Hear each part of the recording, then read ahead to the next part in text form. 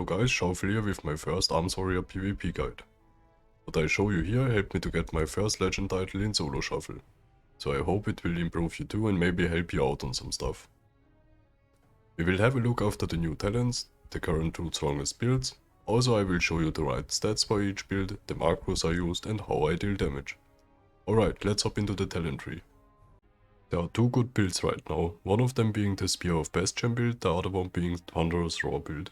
In my opinion, the Thunderous Roar build is in general stronger, but the Spear of Bastion build can be really good to support your teammates against melee cleaves. With both of the builds there might be situations where you might want to swap out some talents.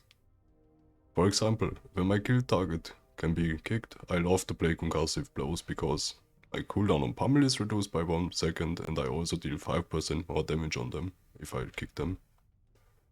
I love to play Piercing Hole against hunters or melee cleaves because I can AoE slow them, and I can also slow the hunter when I couldn't reach him with my normal one.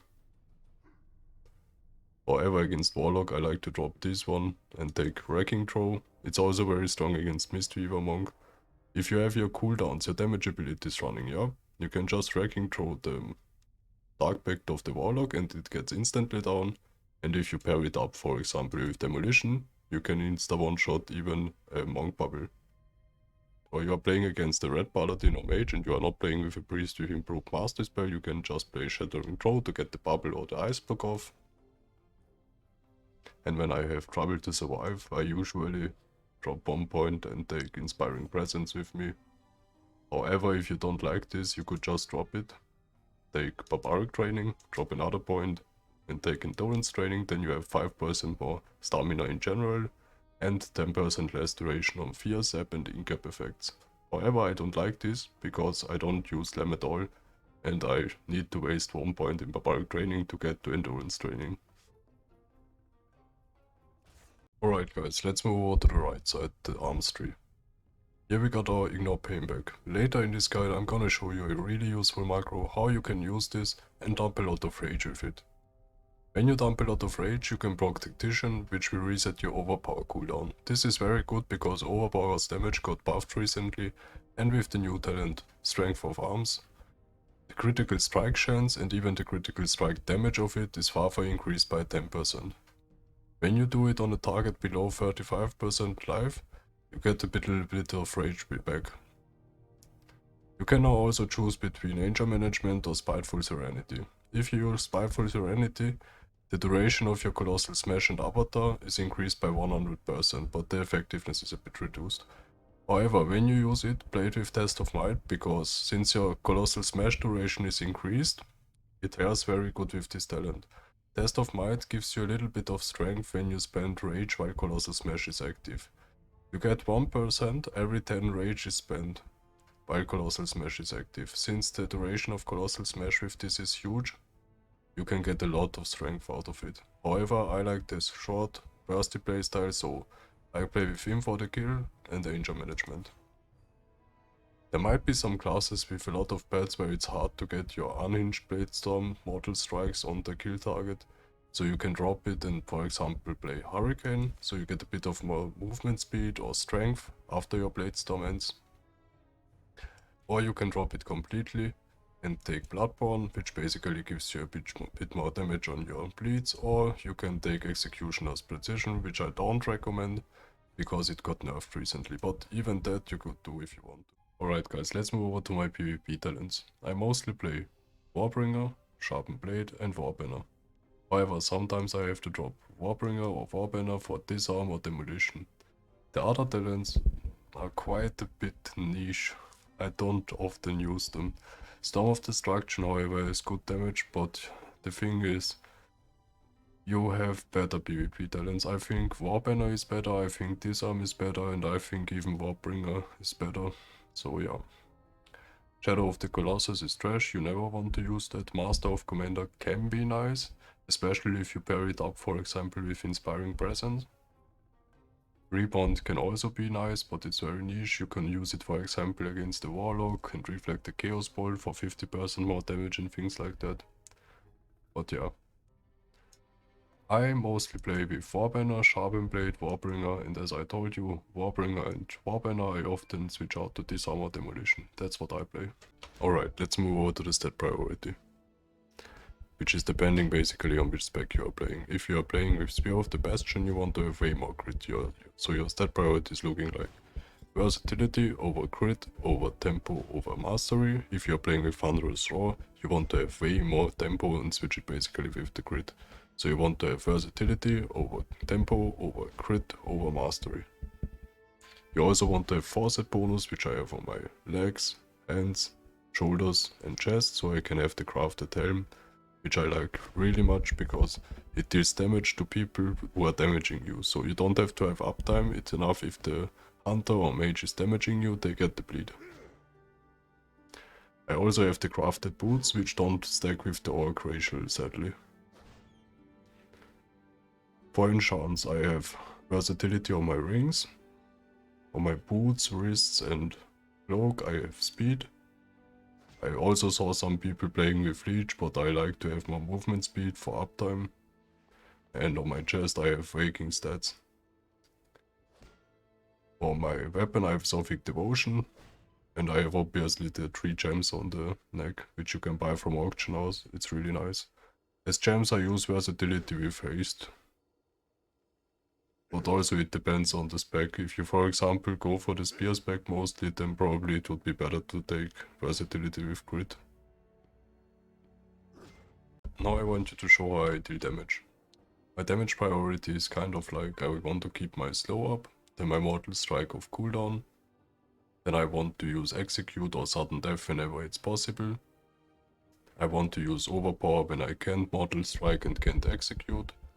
And I want to use rend when none of the other abilities is possible. So basically rend is my filler. I don't use slam at all and I only use whirlwind to get people out of stealth.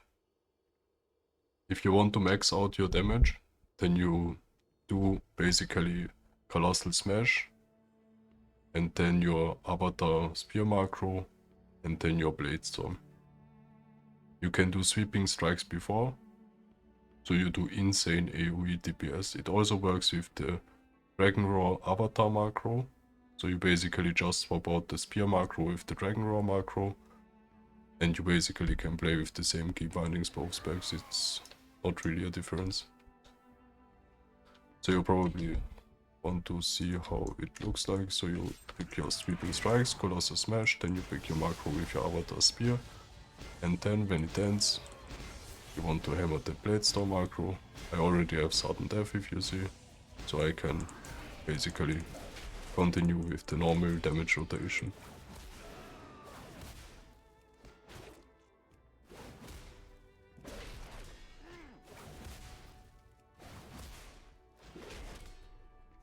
Show you real quick my macros.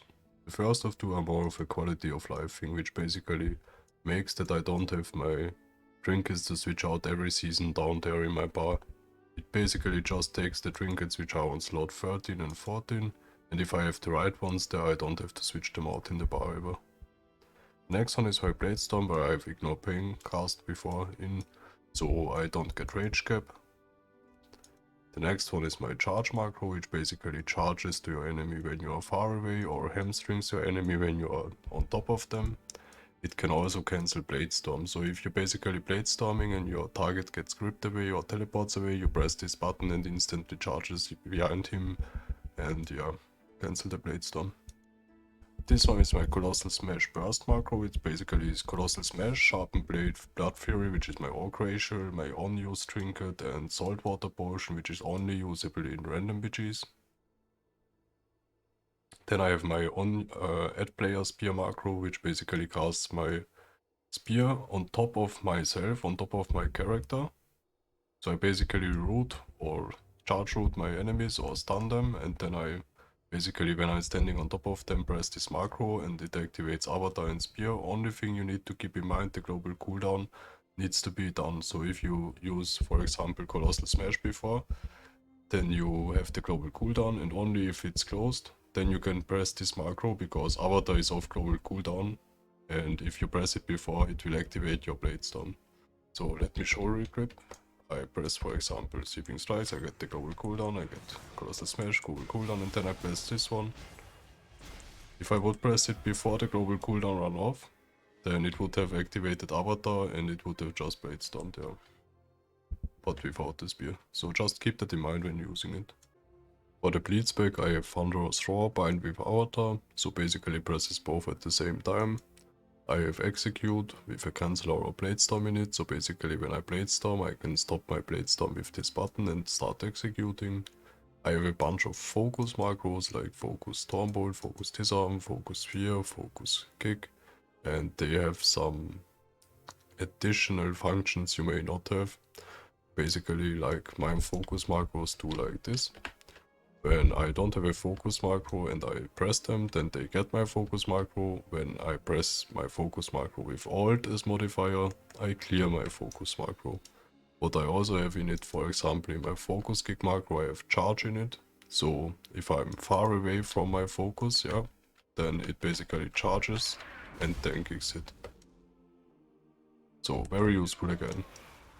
I have ignore pain macros basically, but this one I don't really use it. I would use it if I wouldn't be the target and I wouldn't take damage that much, but since I am and I take a lot of damage, I use this one. I just bound basically ignore pain into overpower, so I basically spam it off global cooldown if you want, or spam it off cooldown. Yeah, it's really nice. I love this macro because on the one hand you have much uptime on ignore pain, on the other hand you basically just spend rage and get overpower probably right back. I mean, right now I didn't, because I wanted to show you that it works like this, so obviously it won't work. But if I do it like now, you see, I instantly got overpower back. Okay, then I have two more macros, one of them being Shatter. It just changes to Wrecking Throw if I respec. So I don't have two bindings, I just have one, and depending on which of the two I have, it basically changes. The last one being my stance macro, because if you use your stance from your spellbook basically, the problem will be the following. You press it fast, okay, you get out of stance. It can happen, not often, but it can happen. So if you have this macro, you can spam it and you will never ever get out of stance. You can just change from one stance to another stance. So yeah guys, that's it. Hope you liked it. Hope you will get some results out of it. Hope you can improve. If you have any questions, don't bother to ask me. You can contact me on my Twitch. You can contact me into the comment sections. Just write anything in there. I read everything. And yeah, I hope you liked it. Have a nice one.